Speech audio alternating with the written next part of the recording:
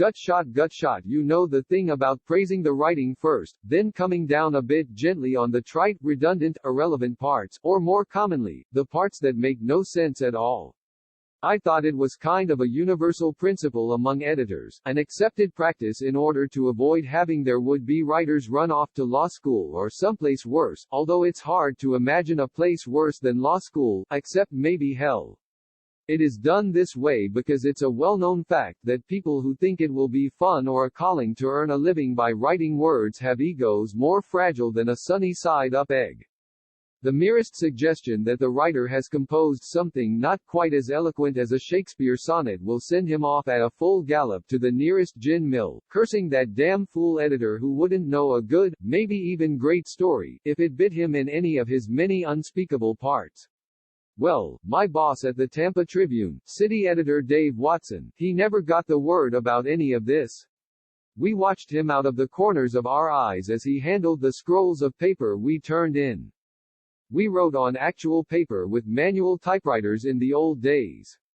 He'd mark it up with a number 2 pencil, wipe his face, shake his gray-haired head, then sort of slump over and sometimes grumble a few words to one of the assistant city editors, something like, "My God, where did these people come from?" We hoped upon hope he'd find something, any little thing, worthwhile in the scrawl, praying he wouldn't groan out loud in front of our peers in the crowded newsroom. The marked-up papers were not the worst of it. What hit me hardest was when he'd call me over, hardly look at me, shake the copy around in his rough, reddened hands and say, "Rossi, you see this paragraph down here, right around 3/4 the way down the second page. It's the 14th. The lead of your story is buried down there in the 14th paragraph." Then he'd toss the copy in my direction, trying hard to keep from spitting, although there were times I was sure I felt a slight spray.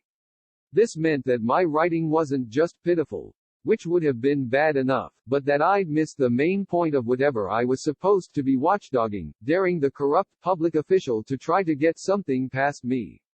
So not only was I failure as a writer, but also a failed watchdog, a complete and utter failure, which meant it would be impossible to save me from the junk heap of aspiring writers who'd come and gone without so much as a wave goodbye.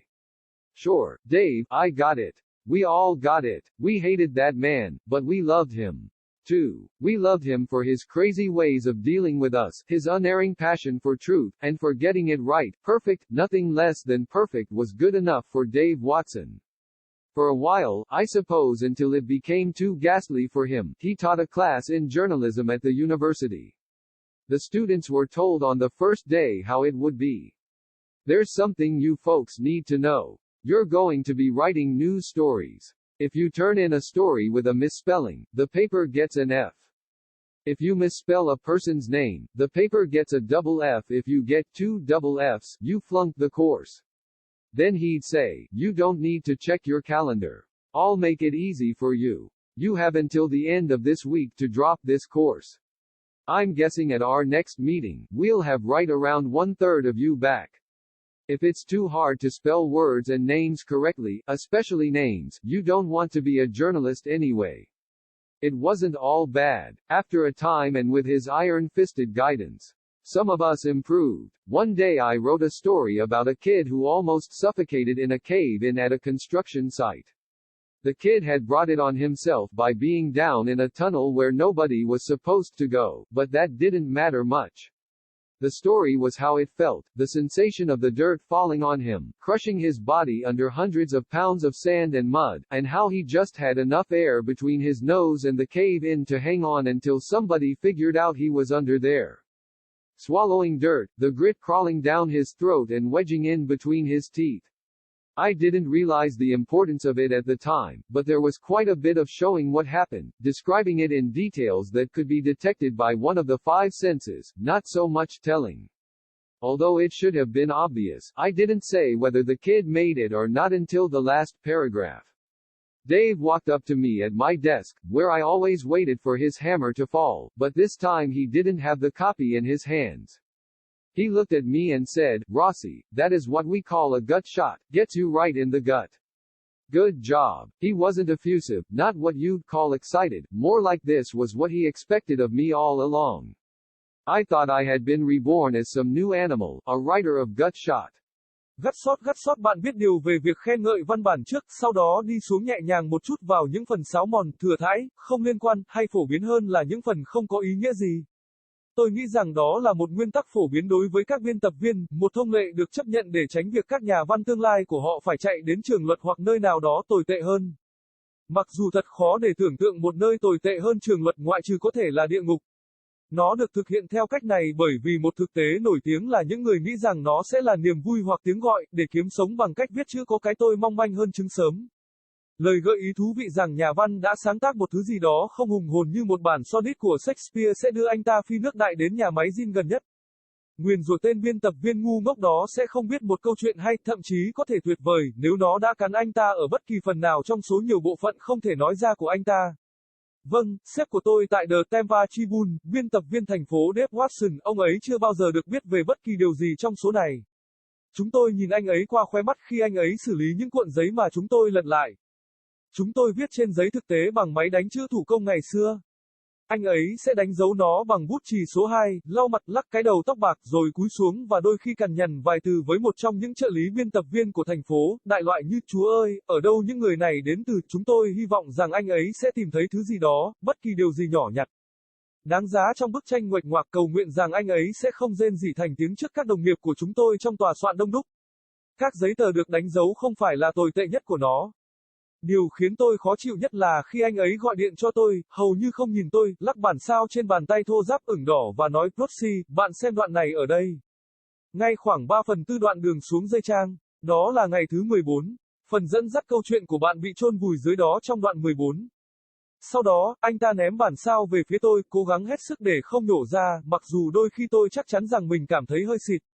Điều này có nghĩa là bài viết của tôi không chỉ đáng thương, mà đã đủ tệ, mà tôi đã bỏ sót điểm chính của bất cứ điều gì mà tôi được cho là phải giám sát. Dám cho một quan chức công quyền tham nhũng cố gắng vượt qua tôi. Vì vậy, tôi không chỉ thất bại với tư cách là một nhà văn, mà còn là một cơ quan giám sát thất bại, một thất bại hoàn toàn và hoàn toàn, điều đó có nghĩa là sẽ không thể cứu tôi khỏi đống rác rưởi của những nhà văn đầy tham vọng, những người đã đến và đi không nhiều như một làn sóng tạm biệt.